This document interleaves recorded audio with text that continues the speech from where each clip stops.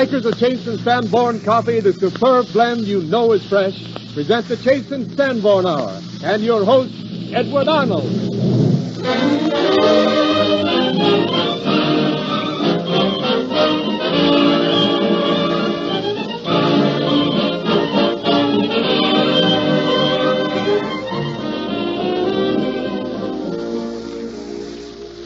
This is Edward Arnold once again greeting you and bidding you welcome to another Chase and Sanborn Hour. Our guest tonight in the acting department, Miss Bainter. In the popular music department, Miss Margaret McCrea. And, of course, we have Edgar Bergen and Charlie McCarthy, John Carter, Claude and Clarence Stroud, and Robert Armbruster and his orchestra. We trust that you'll enjoy our show and remain our friends as well as friends of Chase and Sanborn. John Carter starts things off with the title song from the Broadway show, I Married an Angel. Have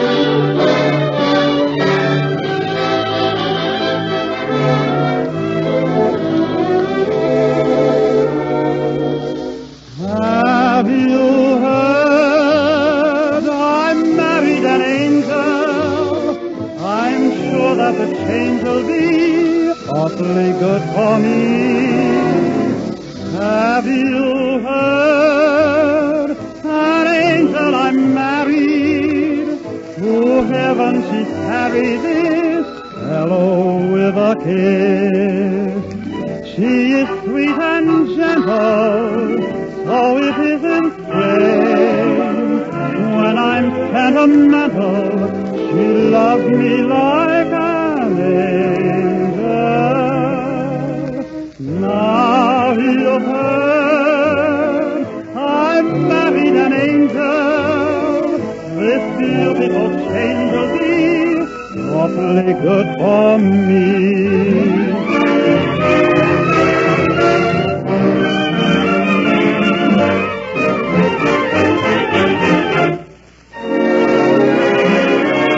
Have you heard I married an angel? I'm sure that the change will be awfully good for me. Have you heard an angel I'm married? To heaven she's carried this fellow with a kiss. She is sweet and gentle, so it isn't strange. When I'm sentimental, she loves me like an angel. Now you've heard I married an angel. This beautiful change will be awfully good for me.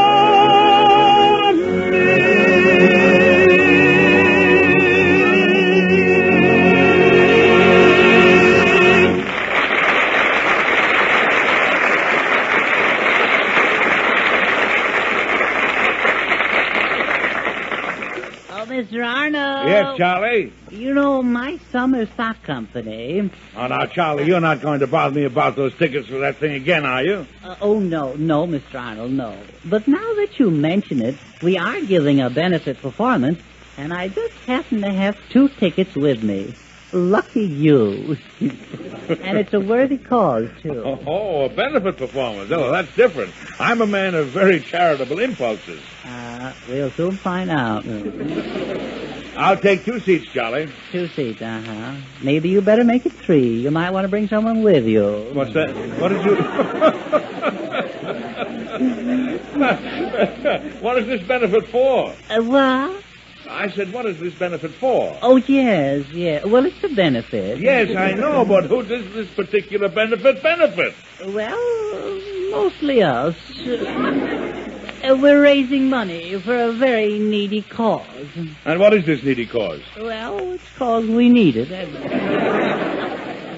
Charlie, if you're selling tickets for benefit, you must leave no room for doubt as to who will use the money. Believe me, Bergen, there's no doubt. We'll use it if we get it. Believe me. Yeah, but for what? Well, Mr. Bergen, we've had a little misfortune down at Puffmeyer's barn. Are you still presenting Shakespearean plays down there? No, we dropped Shakespeare. We went in for the higher things, musicals and opera and stuff like that. Opera? Yeah, no. Yeah. Yeah, you're right, Bergen, but we didn't know it.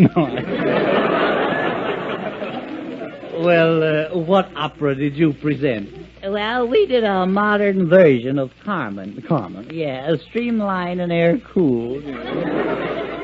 Who sang the lead? Well, Mamie Dugan started out. Yeah. That is, she thought she was going to finish. Yeah. And was she that bad? Well, you see, we'd seen her in some other parts, and we didn't think she could be worse. But she double-crossed us. She was. And what kind of a voice has Mamie? Well, it's a sort of a off coloratura. Oh, Plenty. yeah. What do you mean? Sort of a torture singer. Yeah. Torture. Yeah. Does she swing? Well, if she keeps on singing, I think she will. Yeah. She said the orchestra played so loud she couldn't hear the music. But that sounds illogical, doesn't it? No. Maybe our orchestra's too big. Well, maybe it is. Yeah. How many musicians are there in your band? Oh, about 1 out of 3. Well,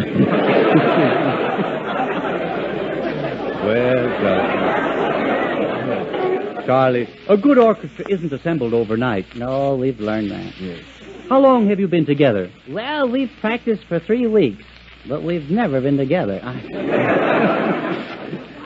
Well, 3 weeks is a short time. Yes, it is. It certainly is.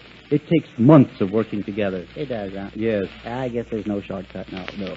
Why, look at Bob Armbruster. Yeah. Well, I don't see why you should insult him at a time like this. Oh. And all his interns.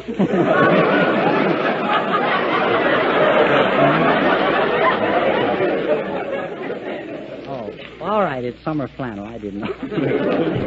Now, tell me, how many nights did you present Carmen? 1 consecutive night. And what was your longest run? Carmen. Carmen, Yes, we ran from the stage door to Dugan's basement. Just you and Mamie? No, we were accompanied by the orchestra. Oh. And the audience became a little vexed? Violent is the word. And all because I tried to improve upon Carmen. You know, in the real opera, nobody ever sees the bullfight. Oh. And that's the trouble. I see. Now, don't tell me, Charlie, that you tried to put an actual bullfight on the stage. Yes, we did. I played the part of a matador. Yeah, fool that I am. You mean you came face to face with a real bull on the stage? No. No, we used a goat. A goat, I see. That's where the bull comes in. Yeah. I shall never forget it. In I walked, McCarthy the mad matador, sword in hand, cape over shoulder, senoritas throwing flowers from the stalls. An air of romance. Yes, and goat too.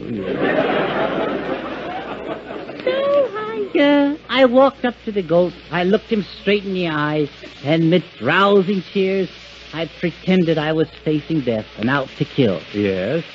Well, the goat wasn't pretending.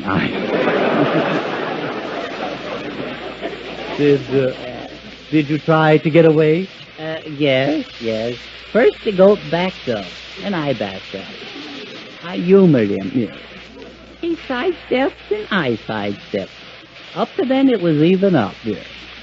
He turned his back to me, and I turned my back to him. And that's where I made my mistake. He sort of kept you on the run. Yes, he did that. He did. Yes. Must have been hard on your feet. Yeah. Yes, not only the feet, Bergen. He was a big animal, I imagine. Yes, he came up to my hips. He did. Yes. That's the trouble. He came up there too often.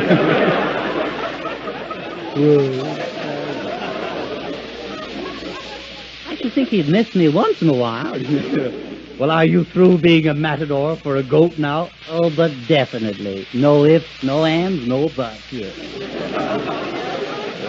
A rather short career, wasn't it? Yes. I walked in a matador and flew out a barn door.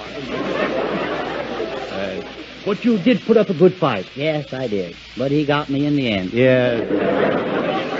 I imagine that finished the show, too. No, unfortunately, there was more. Old man Dugan gave a demonstration of fire eating. Fire eating? Yeah. In opera? Yeah. That's ridiculous. Yeah, well, it was the bright spot of the evening. Well, was it acceptable, Charlie? Yes, it was acceptable, but it wasn't controllable. Oh, I don't understand exactly. Well, it was combustible. I see. You see, Dugan had a touch of indigestion in the middle of his act. Uh-huh. What do you mean? Well, just as he was about to swallow the fire, he burped, and that's how the barn burned down. And the show went up in a blaze of glory. All right.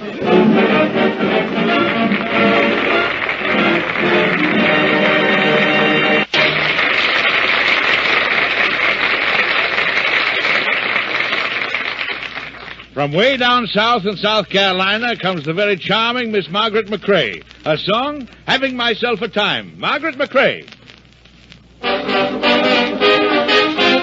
Oh, my, what a long time since I had a good time.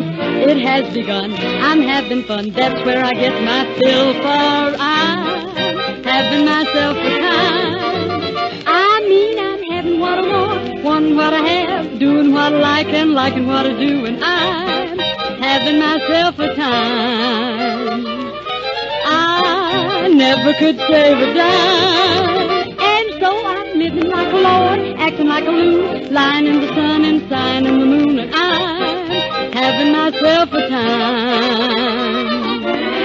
When I hum songs, they're all dumb songs, without reason or rhyme, but I'm certainly in my prime. I mean, I'm happy as a bird, flying up above, want a little love and get a little love, and I'm having myself a time, having a time. Oh, I mean, I'm having what I want, wanting what I have, doing what I like and liking what I do. I'm having myself a time.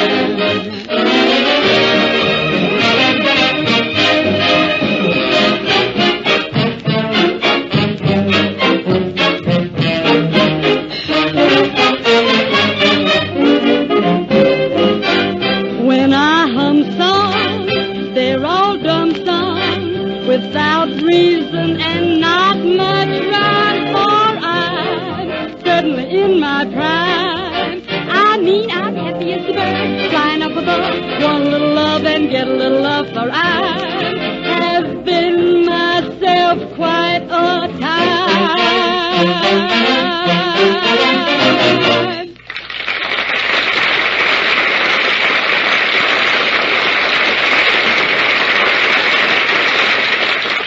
And here is information every listener will be glad to get.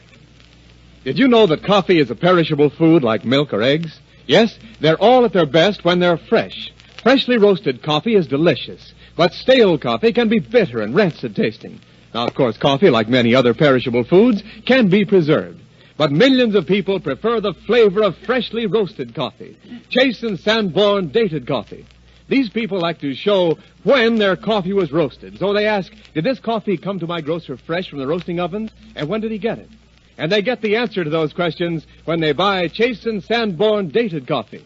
And when you get this superb blend, you will see right on the bag front the date your grocer received it, freshly roasted. And here's why you always get this fine blend fresh. Chase and Sanborn roasting ovens dot the map from coast to coast. And from an oven near you, fast trucks rush delicious, freshly roasted dated coffee to your grocer with the date he gets it stamped plainly on every bag. That's how coffee lovers know they're getting the world's choice coffees freshly roasted, rich and mellow and delicious. Try this superb blend. The full-bodied goodness of Chase and Sanborn dated coffee will be especially welcome when you make iced coffee this summer. But, hot or iced, you're sure of finer flavor when you get a choice coffee freshly roasted.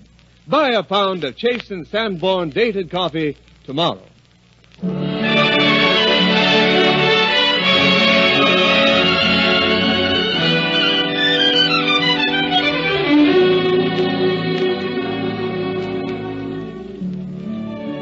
famous pianist Rachmaninoff also wrote many fine compositions. Among them, this song, which John Carter of the Metropolitan Opera Company sings, Floods of Spring.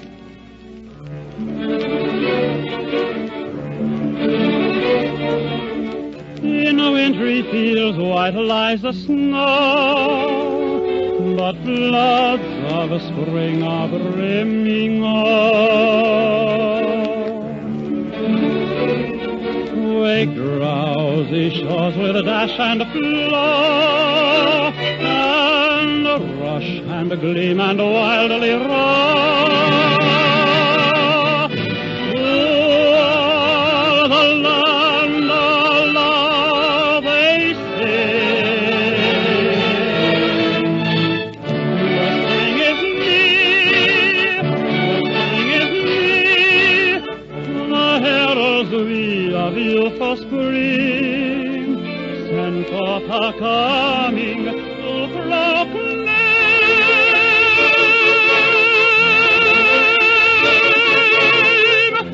The spring is here.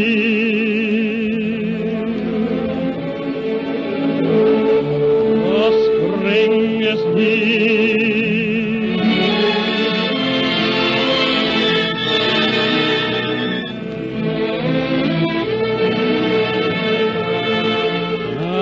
And the tranquil, sunny days of May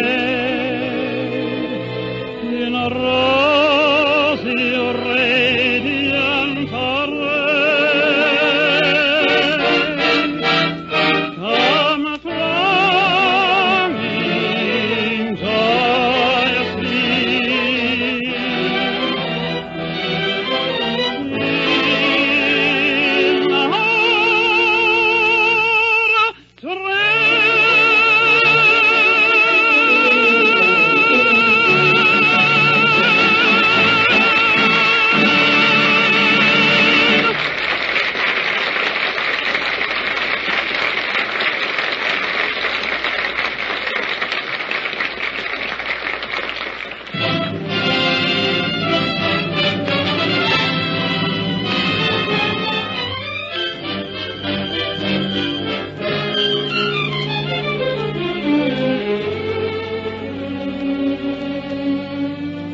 One of the finest actresses of Broadway recently returned to her hometown, Los Angeles, to become one of the finest actresses of Hollywood. Her name, Fay Bainter. Her performances in Jezebel, White Banners, and Mother Carey's Chickens were no surprise to those of us who recall her fine acting on the New York stage as Ming Toy in East is West and as Frank Dodsworth in tonight's play, Dodsworth. The play was adapted by Sidney Howard from the novel by Sinclair Lewis. Fay Bainter in Dodsworth.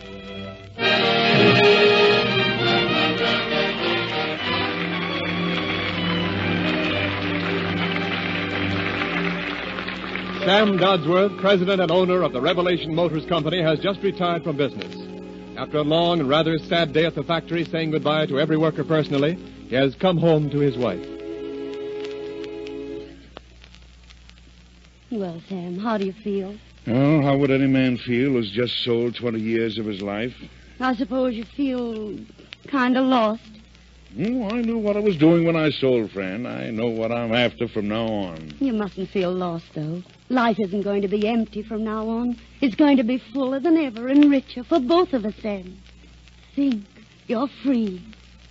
But don't look so mournful about it, darling. Is that the wrong thing for me to say? It's all so exciting to me. Oh, I'm just as keen on this trip as you are, Fran. I'm raring to go. I've always wanted to go to see London and Paris. Oh, but I want more than just a trip out of this, Sam. I want a new life all over from the very beginning. A perfectly glorious, free, adventuresome life. And it's coming to both of us. Haven't we earned it? Well, what's to prevent? Nothing if we start off on a free foot. Why, I'd almost sell this house so we wouldn't have anything to tie us down. Oh, now, wait a minute, Fran. This is our home. We built ourselves into it. What I want is to get us some new selves. Me? Yes, you.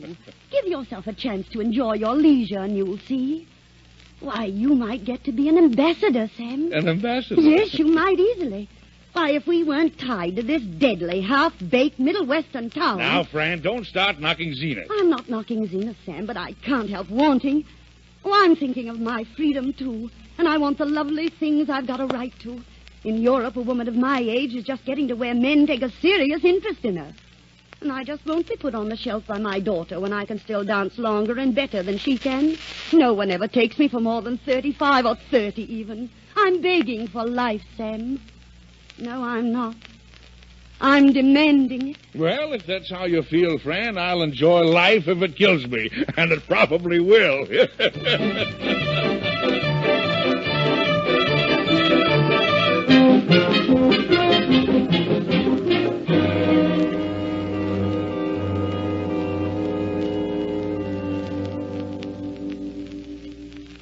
Fran? Yes. Haven't we had about enough of Paris? In a month, oh, my dear Sam. Just unfasten this shoulder strap. Will you move here? I mean, isn't it time we began thinking about going back home? Home? Oh, no. I want to see lots more of Europe. Oh, so do I. But we could get in a couple of months to the Mediterranean and Germany and still catch a June sailing. I want to see Venice and Rome and get a stein of real German beer before I'm through. Still planning your cook's tour, are you? Well, don't see much percent in just sitting here on my rear end. Now, must you talk like a stable boy, Sammy, darling? Well, I ought to be getting home pretty soon. Got some business to tend to. Like to see how Emily's getting along in the old house. Like to be in a haven, too, for McCrea's reunion. It's my 30th, you know. Really? Your 30th? Oh, I'm not so Oh, old. of course you're not. Would you mind bringing my cold cream? It's on the bureau. Uh-huh. No, it's not. Well, it's in the bathroom, then, and there's, those paper things with it. Paper things? Oh, where? Oh, yeah, here they are. Fran, we got to begin making plans pretty soon. Plans? Oh, you're so definite, Sammy. Well, we can't keep on drifting. Drifting? Oh, dear. How sleepy I am. Why don't you go home? Without you? Yes. Get yourself a new lease on life, then come back and join me. Why don't you? But I wouldn't want to go home without you, Oh, Fran. well, I can see you aren't enjoying Paris. I'm only thinking of your pleasure. If you thought of mine, you wouldn't ask me to leave here just as we've got to know some really nice people. Well, I don't think they're so nice. Well, we needn't go into that again. But I don't, and I'm doggone if I see what you see in him. This Mr. Israel may be all he says he is internationally and financially, but he certainly is no Bonnie Baruch. Oh. Mrs. Penable may be all right, but I hate to think who pays the bill when that young Austrian takes you out. Arnold Israel happens to be one of the most distinguished living financiers as well as an art collector. And his business is mostly secret missions for governments. So it's not surprising he doesn't talk about it. Ah. Renee! And it's Madame de Penable, not Mrs. Penable.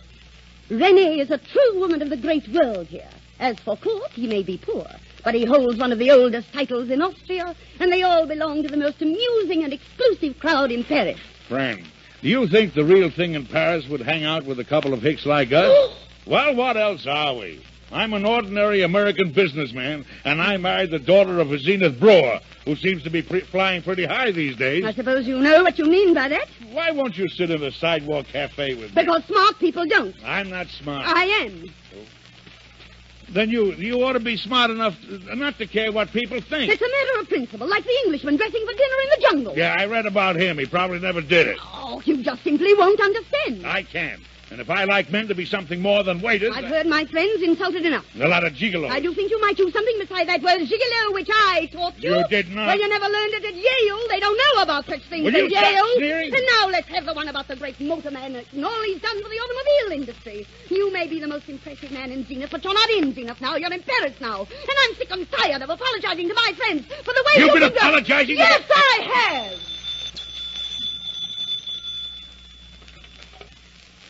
Hello?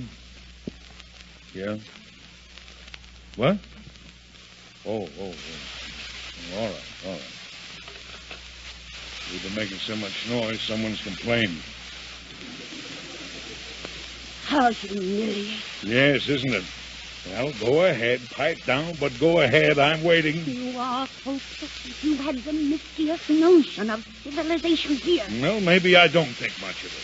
Maybe clean hospitals and concrete high roads and no soldiers along the Canadian border come nearer my idea of real things.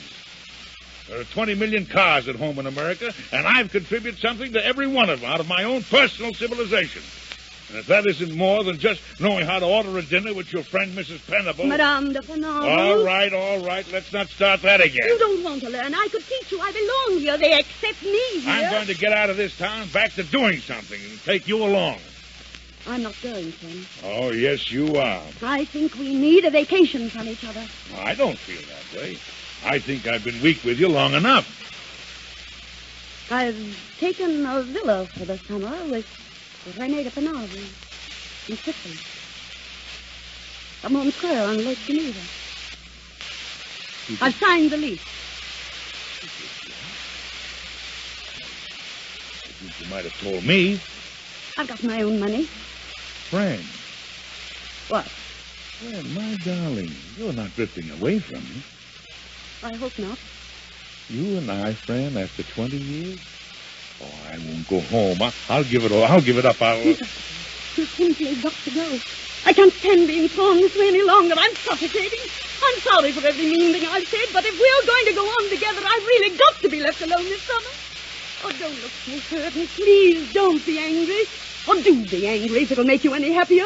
Remember that I did make a real home for you, and I'll do it again. But you've just got to let me have my fling now, because you're simply rushing at old age, Sam, and I'm not ready for that yet. Sam, who are you phoning?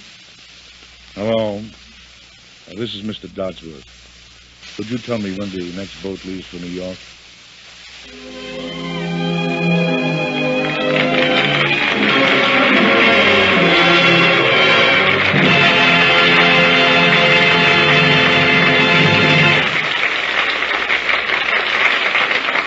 The Chase and Sanborn Hour with Bainter, Edward Arnold, Edgar Bergen, and Charlie McCarthy, Margaret McCrea, John Carter, the Stroud twins, and Robert Armbruster and the Chase and Sanborn Orchestra continues in just a moment.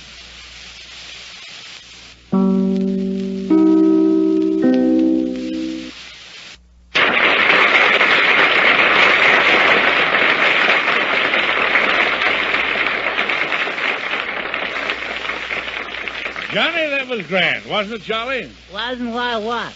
The song, Tarantella. Oh, you mean tarantula. Oh, tarantula. Oh, no, Charlie. It isn't tarantula, Charlie. It's Tarantella. Oh, do tell us, smart fella. Charlie, it seems to me that your knowledge of music is very limited. Yes, Mr. Arnold, and so is mine. And that reminds me, you know what I thought of your acting in the play you just did? Would you like to know? Now, you take the first scene. Eddie, I'd like to meet this frank young man. Very well, Faye, but I warn you. This is Charlie McCarthy. Hello, Miss Bainter. I've heard a great deal about you, Mr. McCarthy. It's a pack of lies. I can explain everything.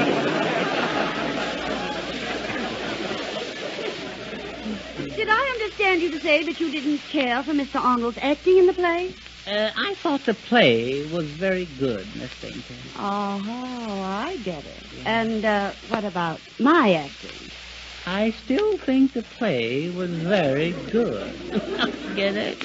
Well, of all the insolent young whippersnappers I ever met. Now, just a minute, Faye. Just a minute. Let me handle Charlie. If I thought you meant that you didn't like our acting, Now, Mr. Arnold, let's not resort to fisticuffle fighting. Remember, I got a monocle on. Well, why don't you take it off? Oh, I'm no fool. It's nailed on.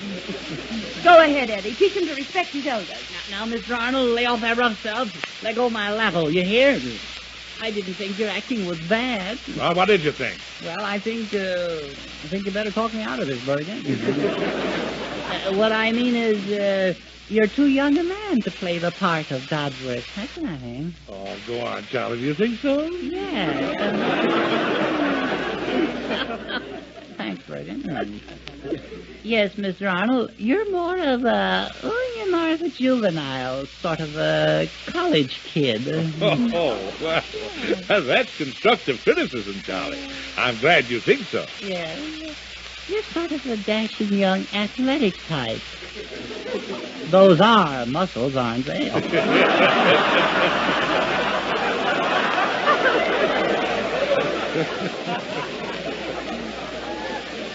Well, I see what you mean, Charlie. And do you think I'm too young to play the part of Mrs. Dodsworth? Yes. If you play it, you should use makeup, and imitate the voice of an old woman. Oh, that boy knows his theater. Oh, the old oil always gets him, Yes, I read the play the other night, and I recast it, see? And while I was recasting it, I rewrote it, see? And now that I rewrote it, I feel that I've got something. The question is how to get rid of it, see? Well, there's an easy way to get rid of it, Charlie. Let's do it. Oh, capital idea. Miss Bainter, you play my wife. And Mr. Arnold, you play my son. Your son? But you're much younger than I am, Charlie. Yeah, but this way I get a much bigger part. What do you call your version of Dodsworth, Charlie? I call it That's Worthless. Oh, that's funny. Stop. Curtain.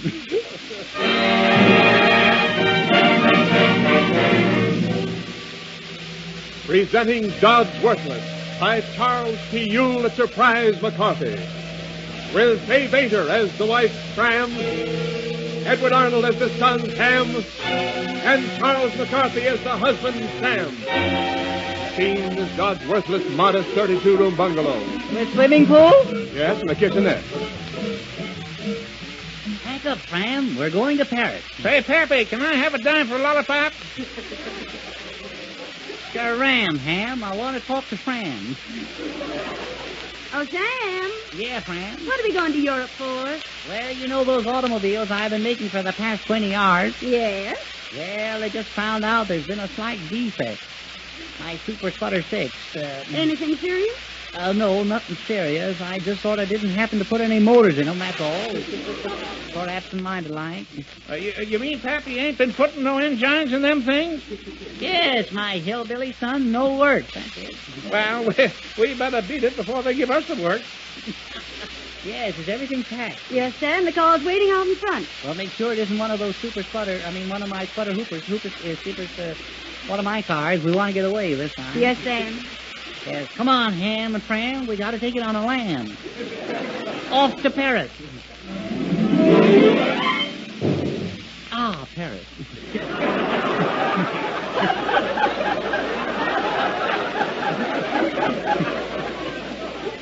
I can see the Leaning Tower. Oh, don't be silly. The Leaning Tower's in Italy. I was in Paris now.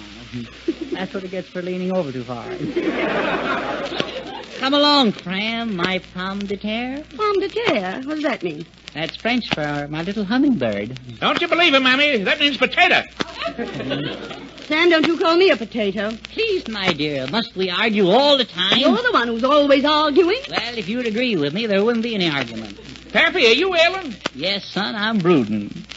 I got a misery in my heart. Pappy, I want to ask you a question. Are you satisfied with married life? Yes, son, I'm satisfied. I've had plenty of it.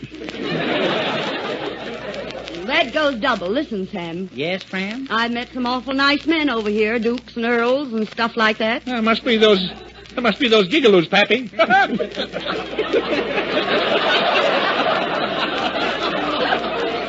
Those gigolos ain't nothing to giggle at, son.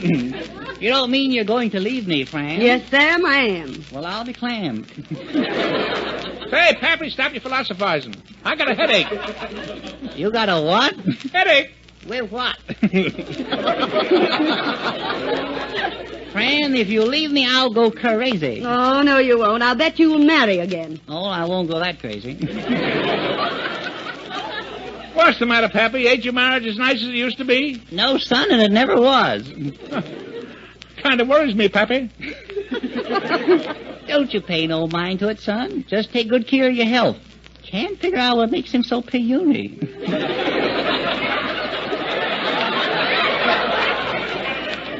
Now, quit picking on him, Sam. He's anemic. Is that what he is? Well, he's got more of it than any kid I ever saw.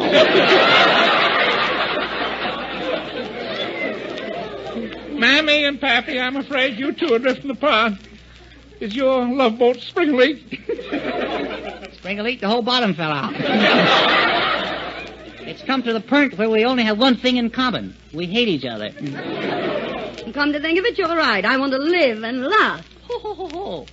I want to taste popovers in Paris. I want to try some Venetian blinds in Venice. Hey, Pappy, I want a Venetian blind. Don't think I can get one to fit you, son.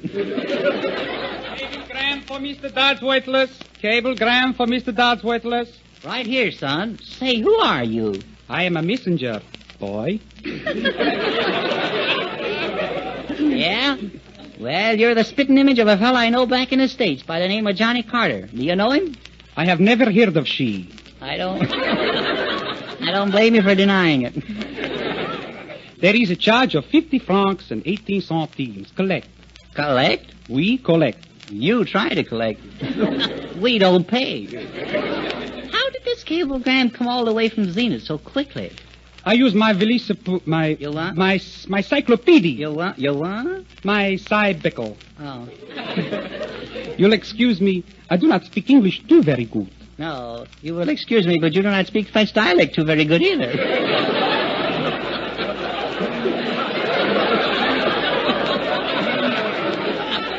I don't know why we ever gave you the part. Well, should I wait for an answer?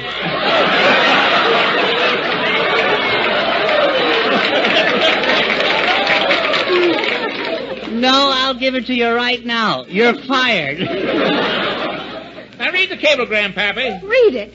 I better open it first. Son, I told you not to wear those pants so tight.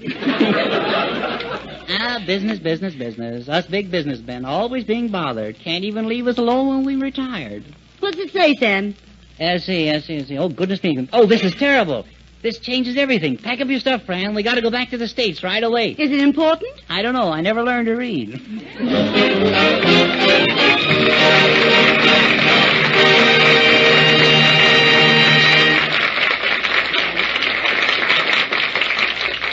We're back in the States to hear a beautiful song sung by the lovely Margaret McCrea. The song, I Hadn't Anyone Till You.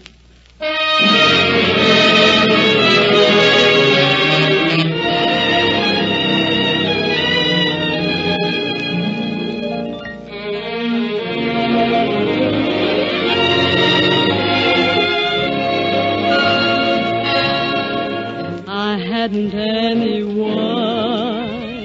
till you.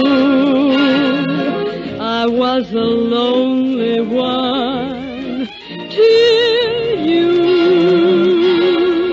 I used to lie awake and wonder if there could be someone in this wide world just made for me. And now I see I had to save my love for you. I never gave my love to you.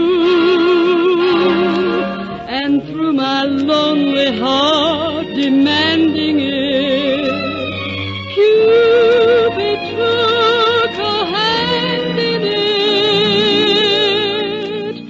I hadn't anyone till you.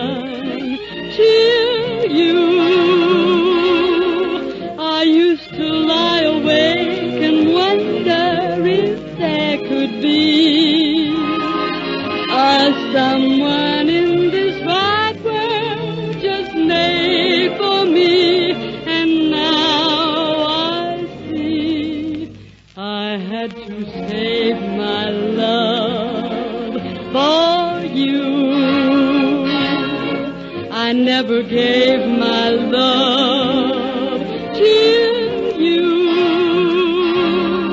And through my lonely heart demanding it, Cupid took a hand in it. I hadn't anyone till you.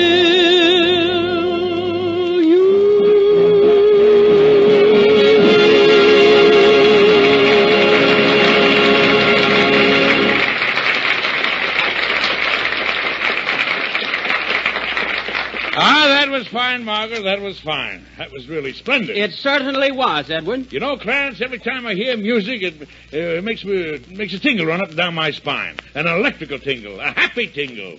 He's happy about the whole tangle. Claude, what Edward was referring to was a mild electrical shock caused by sound waves, which are charged particles electrically impelled through the ether. Edward, are you familiar with the principles of electricity? Why, of course, Clarence. Electricity is the, now, let's see. Electricity is... Is it? Well, I had it on the tip of my tongue a minute ago, but I lost it. Well, that's unfortunate, Edward. Even the greatest scientists do not know exactly what electricity is. You have just swallowed a great contribution to civilization. He'll eat anything. What? We do not realize the many uses we find for electricity in each of our daily lives. Take me, for instance. Must I? Consider this, Claude. I am awakened in the morning by an electric alarm clock. I turn on the electric light, shave with an electric razor, take an electric elevator downstairs, and board an electric streetcar to work. Doesn't that impress you? Yeah, you forgot to put your clothes on. Well, he had his pajamas on. I did not have my pajamas on. Oh, shame, shame. Apparently, I must keep this discussion as simple as possible. I shall confine my terms to protons, electrons, and the electrified substance known as ions. Ions? Ions. Weans? Ions. Ions are particles of electricity. So is usins. Ions. Ions. I as in ink, O as in orange, N as in Nellie. Say, Claude, what is he talking about? Something about Nellie and some oranges.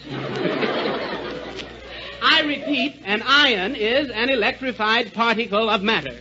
It is the smallest known unit of electricity, and the way to measure electricity is by horsepower. Say, what is a horsepower, Clarence? Depends on the horse. It does not depend on the horse. Horsepower is a unit of measure just like a pound or a ton. How many horsepower is Ed? Now, wait a minute, Claude. I don't care so much about this idea of being compared to a horsepower. Let me explain again. Horsepower is the unit by which we measure energy. 1 horsepower equals, Edward, you yourself could be carried through all your daily tasks by 1 horsepower. Who, me? Yeah, but it's asking a lot of the horse. Claude, you evidently do not realize that I am trying to explain some of the advantages of electricity. Without electricity, you could not telegraph me, you could not telephone me, you could not ring my doorbell. Yeah, but I could still hear you.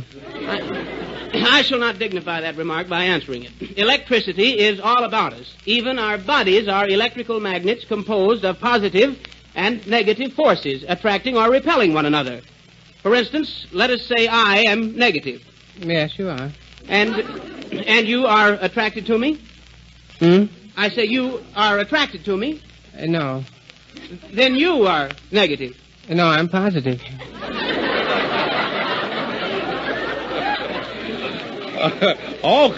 Clarence, you attract me. I think you're all real nice. Well, thank you, Edward. I can assure you it's mutual. 2 magnets that weigh about each other. Claude, don't you understand? We are all complete electrical units. You are, Edward is, I am. The brain is the power plant which keeps us supplied with energy or current. Current's on again, Ed. That is immaterial. We each have our own system of plugs, fuses, and switches. When we are not feeling well, some part of our electrical equipment is out of order. Now, how are you feeling, Claude? I got a pain in my fuse box. And I got an upset dynamo. I guess I've been eating too many watches. Well, you are getting a little heavy around the transformer. Edward, Clark. Yeah, the doctor says I've got varicose bolts. Maybe you got flat-foot sockets with a fuse. Gentlemen, you are ridiculing a subject that has influenced the course of civilization. If there had been electricity in Paul Revere's day, instead of making his historical ride, he could have picked up his telephone and said, "I want some Minutemen." And the operator would have instantly replied, "Deposit 5 cents for 5 more Minutemen." Say, Clarence, didn't they know something about electricity before then? When did Benjamin Franklin fly that kite of his? It was in 1752, Edward. With thunder roaring, lightning flashing, Benjamin Franklin stood flying his kite in a torrential downpour. And it was in the midst of this terrific storm that he discovered electricity. What do you think of that? You picked a heck of a time to fly a kite. You should show more deference to deeds of this sort, Claude. In addition to Benjamin Franklin, we are indebted to many great men for the development of electricity, including, if I may say so, our own beloved ancestor. Claude, will you ever forget Sir Lyceum Stroud? I will if you will, yeah. How can you talk like that when you know that during his time, Sir Lyceum made many outstanding contributions to the progress of electricity? His experiences were a great help to society. Well, what did Sir Lyceum have to do with electricity? He proved that the electric chair worked. Oh. He did not. They knew that before he was elected. I mean, Sir Lyceum formulated many theories. He was the first, incidentally, to suggest that a horse car could be drawn without using a horse. You mean he wanted the job himself? How could he have helped electricity by pulling a horse car? What could he have gained? $1 a day and all the oats he could eat. Say, Clarence, wouldn't it be great if Sir Lyceum could see some of the things we have today? Yes, Johnny. How he would have thrilled to some of the amazing inventions we have now. The wireless, the radio. Just think, he could sit in his easy chair, press a switch, and hear such wonderful things as... Calling all cars, wake up, it's morning. News of the world brought to your breakfast table. Exactly, gentlemen. Through the airwaves, he could hear... Da da da da, la la. You too can sound like that in 10 easy lessons. Hello, everyone. This is your cooking expert. Take a cup of flour and 2 eggs. I don't see how you can possibly... Are you ashamed of your bald head? Grease your pan and bake well.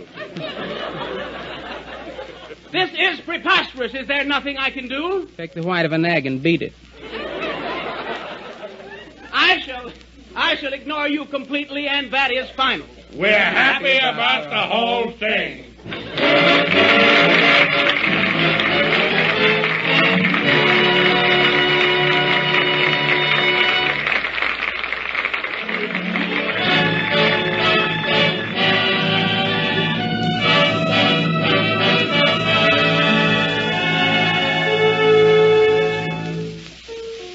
The musical story of a young gentleman named Peter, who had a passion for pumpkins.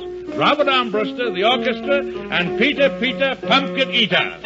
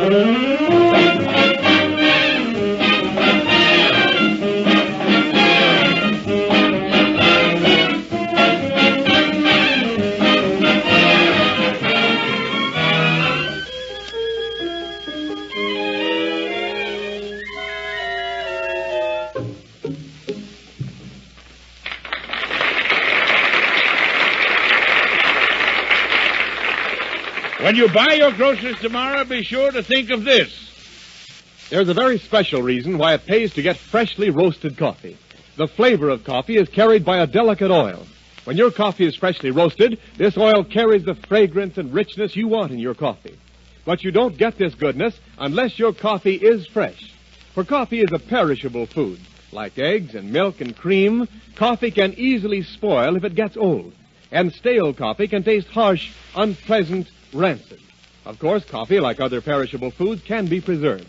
But millions of people prefer freshly roasted coffee, Chase and Sanborn dated coffee. For the makers of Chase and Sanborn dated coffee assure you of freshness. They rush their coffee fresh from roasting to your grocer. Every few days, fast trucks bring him freshly roasted coffee rushed from a nearby roasting oven. And the date he gets it is plainly marked on every bag. Your assurance that this coffee is freshly roasted. So try Chase and Sanborn dated coffee, a blend of the world's choice coffees, freshly roasted. Try it. Enjoy coffee as it should be. Coffee as you like it. Drink it hot for breakfast, iced through the heat of the day. The full, rich body of Chase and Sanborn makes it ideal for iced coffee.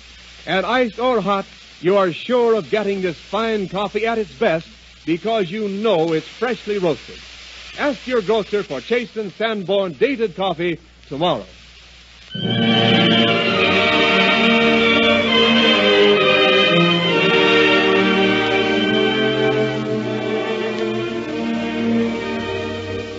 A very simple, sweet, and very beautiful Scotch folk song. John Carter sings Annie Laurie. Maxwell and praise are bonny, where early falls dew, and it was there that Annie Laurie did me her promise to. Give me her promise which never forgot will be,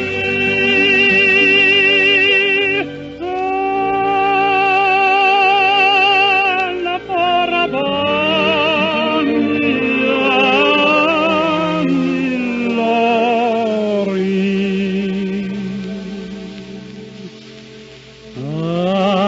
I'd lay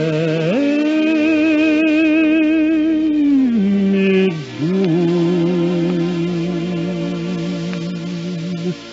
down and deep.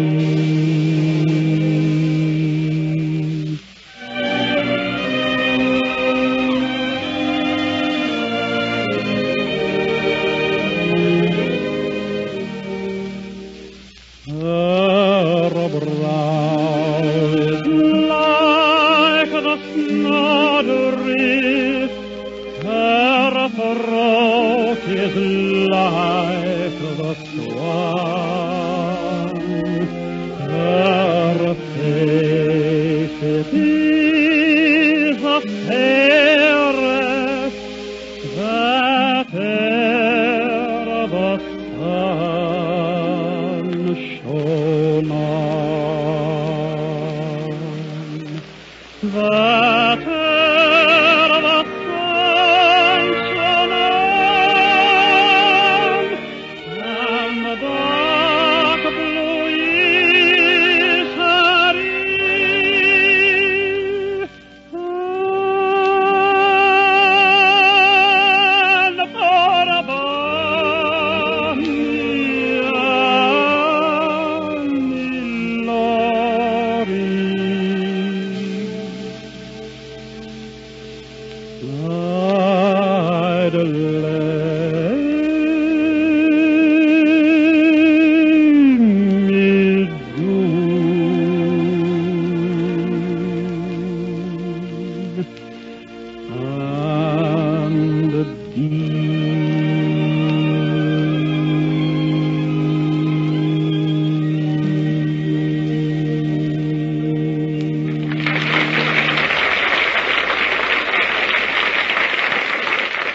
And that brings us around to the end of another Chase and Sanborn hour, an hour made possible by your purchases of Chase and Sanborn coffee.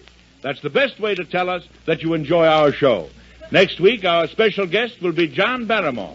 And next week, too, an old friend returns. The flags will be flying and the welcome will ring for Nelson Eddy. Nelson Eddy? Oh, boy, oh, boy, oh, boy, oh, boy, oh, boy. Yes, Charlie, we're all happy he's coming back. Happy, old boy. I'll say, I've been practicing for weeks. You mean you've been practicing singing? No, wrestling. When we shake hands, I'm going to give Nelson a half Nelson. Well, maybe Nelson will have something to say about that, huh? Mr. Arnold, you kill you. Of course, the rest of us will be around, too. Edgar, Bergen, and Charlie McCarthy, the Stroud twins, and Robert Armbruster and his orchestra. We all wish Dorothy a very speedy recovery. Until next Sunday, then, so long.